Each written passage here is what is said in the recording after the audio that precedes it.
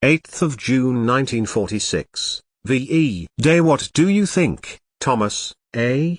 The household staff had been up in the early hours, earlier than usual, in order to prepare for the garden party that Master George was hosting. Thomas turned from inspecting the linens, which Flora had pressed to crispness, and looked at Downton's cook, surrounded by the fare she had been working on for over a week. "Aye?" he asked. "What about all of this?" she said, nodding to the food which, considering the war, was a fair amount, but not so much as could have been assembled 20 years ago. Daisy thought back to when the King and Queen had visited Downton, and the food arrangements that had been put through then. Admittedly, it was a boon that Mrs. Patmore was able to make it all, in the end. Little did Daisy know that Thomas was also thinking about the time of the royal visit, or rather, a certain someone. "Well, you know, there's the parade in London," Attlee promised a celebration, "and by the sounds of it we're going to have it. But, you know—" She turned her eyes heavenward. "Mr. Talbot." Daisy broke off, and looked at the cold dishes before her. It would be a bright sunny day, and not too hot, by the look of it. All this, to remember a war they had all been a part of. "Master George wants the radio outside, so we can all hear the parade," Thomas told Daisy, nodding to where Andy was already assembling tables with the help of Larry. "It's what he has chosen to do. There will be many people here, including men from his squadron. But, yes, some people will not want to remember. They get the day to do as they wish." Why his thoughts had turned to Richard Ellis, Thomas did not know. He still worked at the palace, for King George VI now, not V. Richard would be there, beside His Royal Highness for the event. Even the princesses would be there. He shook his head as he thought of the man he loved. What might it have been like if David had not renounced the throne? Richard had come to visit Thomas a few days before the announcement. No words of such had passed his lips, but he had told Thomas that a monarch could only abdicate if he had been crowned. And, on that cold December day, when King Edward VIII had addressed the nation, and the empire, that he could not do his duty without the woman he loved beside him, that was what had been on Thomas's mind. This was not an abdication, for Prince David had not been crowned. So his brother, Prince Albert, now George VI, was king, and beside him, Queen Elizabeth, and their two daughters. "We four," the king was fond of saying, in his addresses at Christmas to them, beginning mere weeks after his brother's renunciation. Betrayal was what Richard had told Thomas, when he had managed to sneak away for a few days in January 37.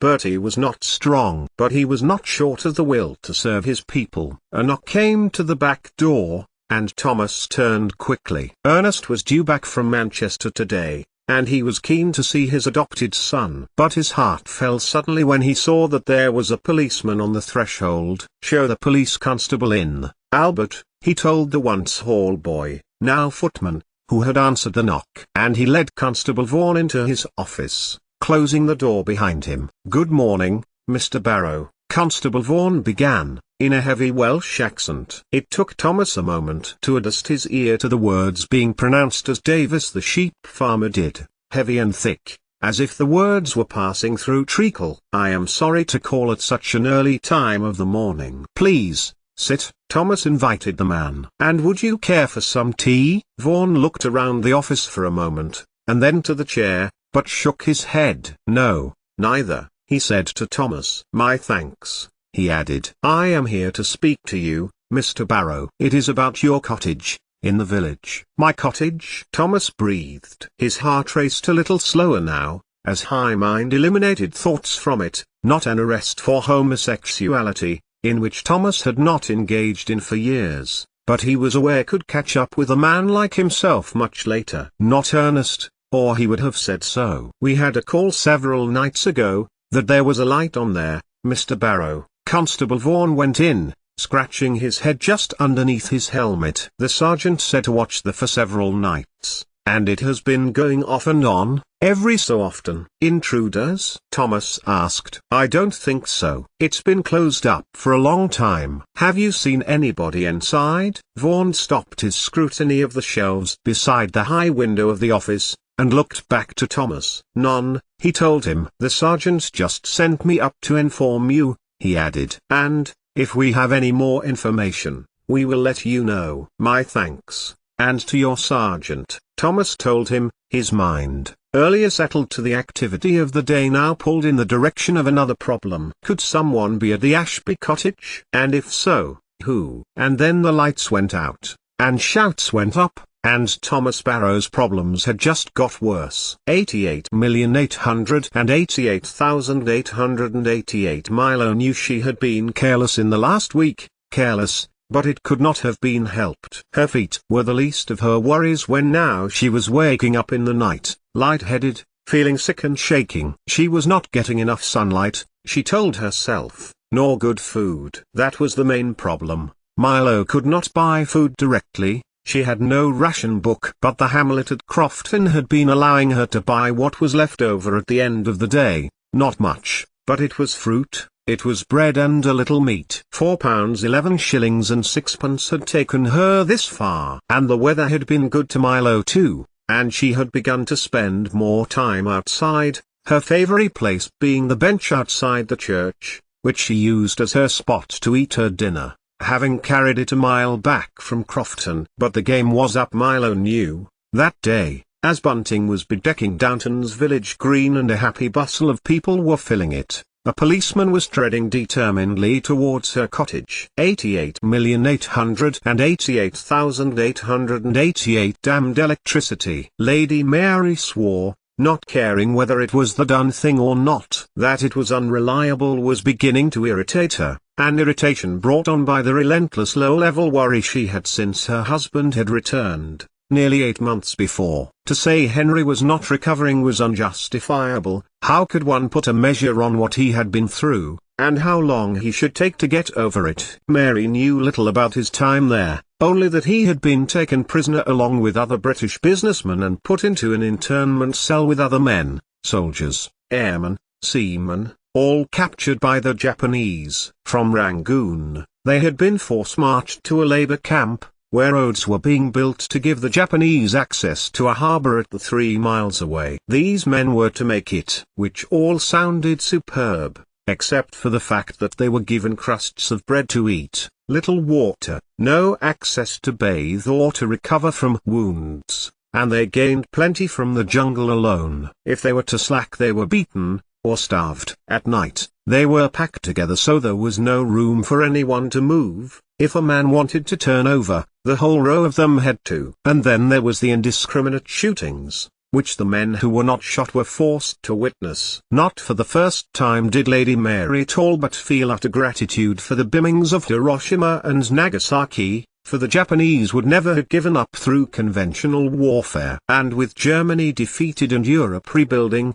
with a heavy involvement by Soviet Russia, there was no will to continue the war in the Pacific, not least by the Americans. Mary should not have known all of this. A man from the Home Office had called a week before Henry had been returned to them at Downton. It had been late at night when the car pulled up. Lady Mary, who was no longer a good sleeper since news of her husband's capture, had drawn aside her curtains and had seen the black car approach pull up the drive. It had been Barrow who had showed the man in. No knockering of the bell had come, so Lady Mary suspected that either Barrow or George, or both, had expected the man's arrival. And she had crept down the stairs, like a child wanting to stay up later than Nanny would allow, and had watched the man, black suit, bowler hat and black gloves, be shown by Barrow into the library. And then she had crept further down still, and had stood in the recess between the library wall and the bookshelves. It was horrifying to hear then and even worse to recall now. Even Tom Branson, honest and affable and good-natured, had become so disheartened that even he limited his visits to once a week,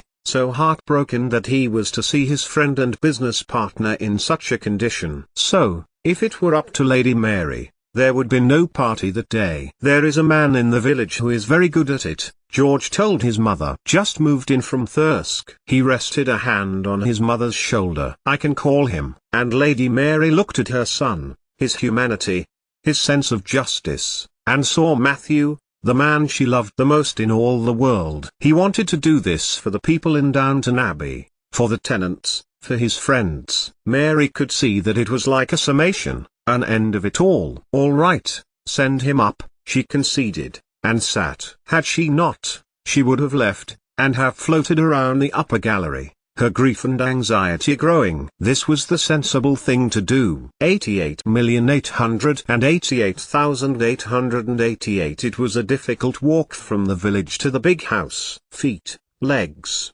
head ached, and while the sun shone, Milo shivered. She was 42, an old lady. Older now, her hair was white, as if she were twice her age. It thinned, and her eyesight was poor. And her toes had never healed from the night she was interrogated, when a soldier had hammered them to pieces. She refused to talk, and she knew he would have carried on, except that he was stopped. It had been enough for Prue, she now knew, who had ended her torture, and proposed a possibly worse fate, direct exposure to the atomic pile in Hagelosh. They were never going to be flat again, and walking in shoes was difficult.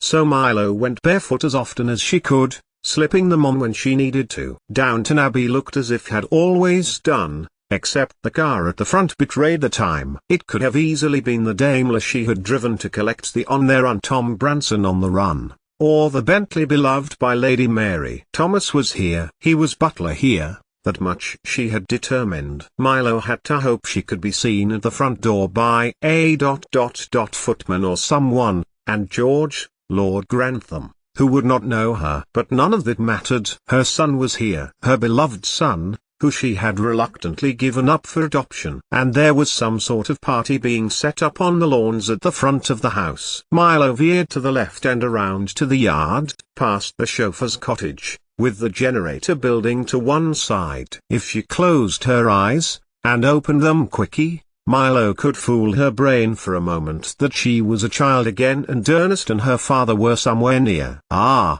you must be the electrician," said the footman who answered. He was in his teens, tall and rangy, and he was catching his breath as if he had hurried to the door. "My, the mistress was angry at no power today. It's been happening a lot lately." Happening a lot? Her electrical system, hers and her brother's? What had gone on? "We need to go to the generator room," Milo said, suddenly, jerking as if to life with the euphoria of sudden purpose. "How did you know?" "I've been here before," Milo replied.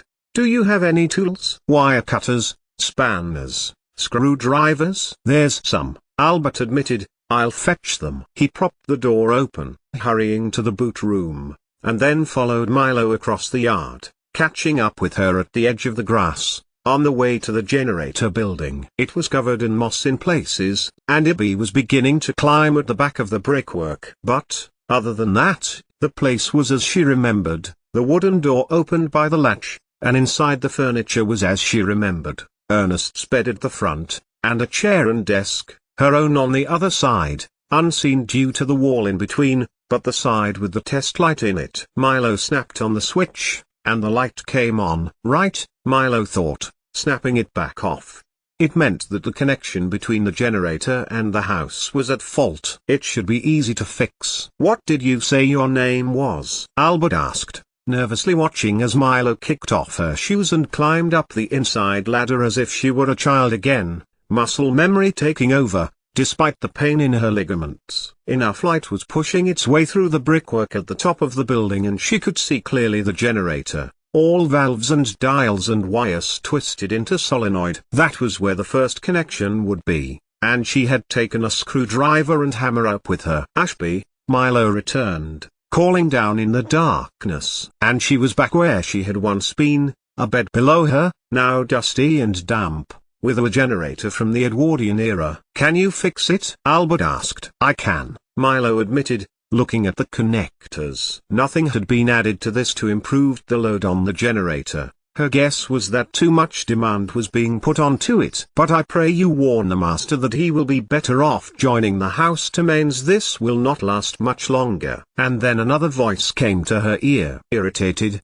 testy, but one born of years of being given problems to solve and then going about solving them. "What's the matter?" Thomas Barrow asked. "It's an old system. It is struggling with the capacity of your electrical devices," Milo called down. A separate light that she had constructed independent of the house supply flickered into life and he watched as Milo changed parts of the wiring, then pulled out more, attaching others back together. And then Thomas and Albert was joined by another person, unable to settle that day, now that guests were arriving and the house had no power. But before Mary Talbot could ask, Milo turned, and missed her footing, and fell right down past the ladder, and would have landed heavily and injuriously. Hands took her thin, miserly frame and drew Milo her. I knew it would be you, Thomas told her by her ear, and he swept her up into his arms, heart sore at her frailty. I knew you would come. She was dead, the telegram was clear. And yet she had been in Manchester,